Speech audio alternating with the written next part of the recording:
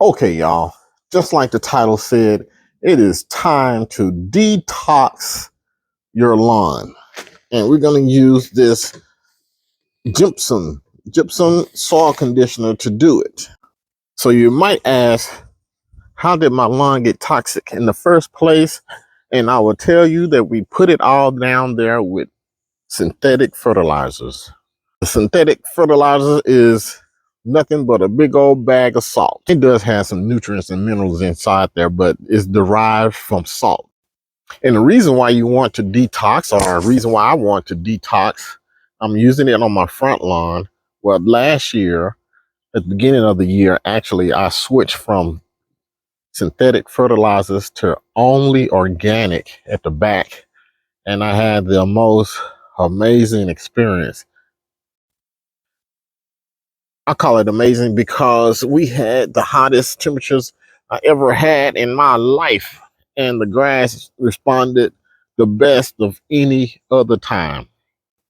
And that's despite not using water. I did water it, obviously, but I only watered once a week. But anyway, don't just listen to me. Let me show you something. Check this out. Water can carry soil nitrogen away. This nitrogen ends up in rivers, which can disrupt the ecosystem by enabling algae to dominate.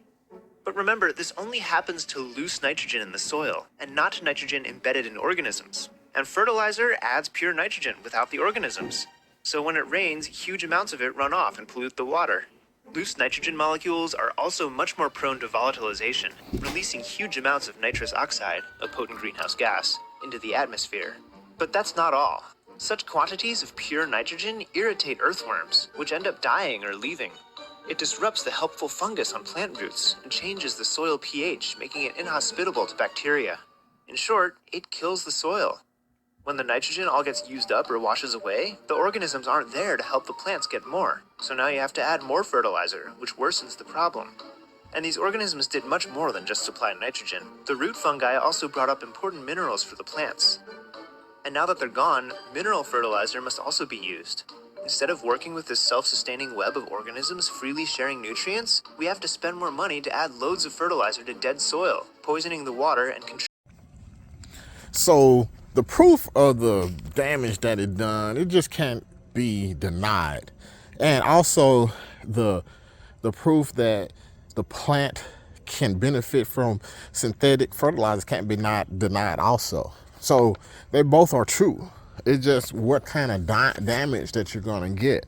And this is where I like talking to like a lot of people who are like the millennials and Gen Zs are buying homes and first time homeowners and never ever dealt with lawns and stuff like that. They're like an open book because the old heads, they're all on crack because they've been doing it so long with the synthetic fertilizer. And right now there's a product out there called Milorganite, which is it's a I'm calling it semi-organic fertilizer. But the point about Milorganite, if you look at very little nitrogen in the bag, and everybody know that Milorganite turn your grass green. Assuming that you have the correct pH level, let me put that in there. I'll tell you more about that in a different video. Milorganite works great. And it has a small amount of nitrogen inside of it, very small. Similar to this organic nitrogen, this nitrogen here it only has a small amount, 7%, whereas the bag for the Milorganite is 6%. So that'll tell you right now you really don't need a gazillion percentage of nitrogen on your lawn, but that's what everybody runs to.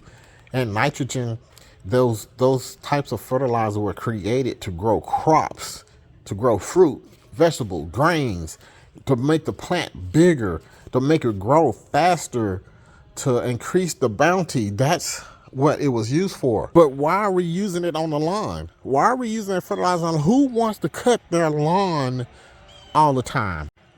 Unless you're trying to establish a new lawn, or you have a bare area, or you need it to spread. If you have a spreading type and you really need it to spread, I can see you want to throw nitrogen on it.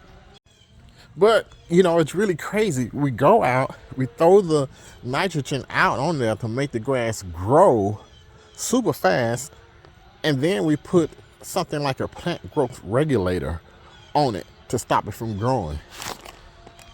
You can't tell an old head that. You can't tell an old head because they are addicted to the fertilizer. They're addicted to one way of doing it. They're addicted to synthetic, and then the companies, they know this, and they sell you the same product over and over, kind of like Apple. I got into it with one guy when I told them that a 10-10-10 and a 20-20-20 and a 17-17-17 or whatever triple digit fertilizer is all the same. It is no different than what the pharmaceutical companies do. They go in and say, hey, this is children Tylenol, and they create a whole separate product line for children Tylenol, and it might be 100 milligrams per pill. Well, you can take a 200 milligram pill and cut it in half to get 100 milligram. It's the exact same product. It's just a different potency. And that's the same thing that's going on with fertilizers. But people, you can't tell old heads that. They don't get it. But the millennials and the Gen Zs, Gen X, Gen Z, they are more of a critical thinkers. A lot of y'all still not convinced, so let me show you something else. Pesticides are used to save the harvest. The conclusion we can draw is that plants that are only given fertilizer will ultimately always become diseased. Fertilizer is the direct cause of the use of most pesticides. In order to resolve the worldwide problem of over-fertilization, the vicious circle must be broken. The question that we must ask ourselves is, how can we improve the soil? The answer is surprisingly simple, but requires some explanation.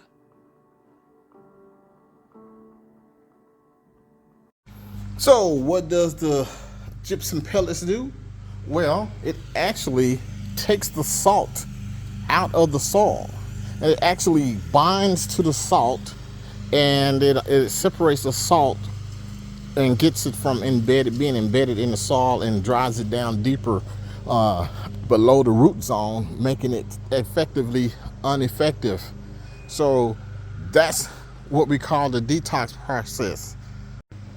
And now after you detoxed, you can go ahead and start with organic fertilizers.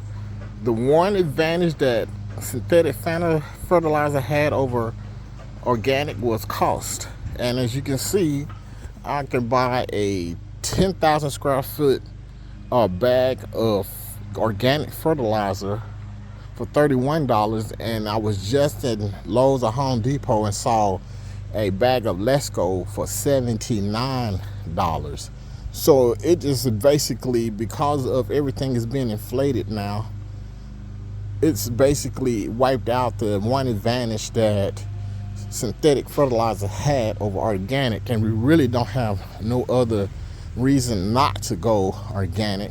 But you're going to experience a healthier plant with less input from you. When I mean less input, there's less fertilizers, less fungicide, less mowing, less water, just less input overall. That's all I experienced over here, is minimum amount of input.